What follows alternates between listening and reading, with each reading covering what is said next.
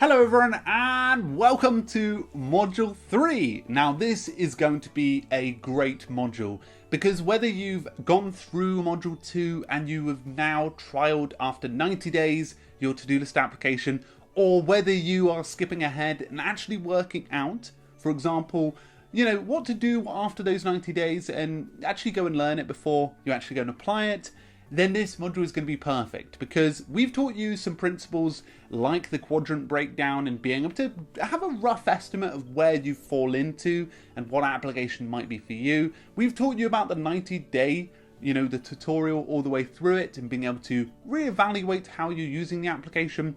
But in this module, we're actually going to be touching on some looser principles in terms of actually showcasing how do I go about optimizing this tool now that I've chosen it and now that I'm using it on a daily basis. Obviously, we can't touch on all the principles for every single tool because all the features are different, but we're going to show you some really valuable ways to go deeper with that application. Now, we'll point you in the right direction for a lot of the common applications, and we'll also showcase some really healthy habits that can help you to thrive with your to-do list application.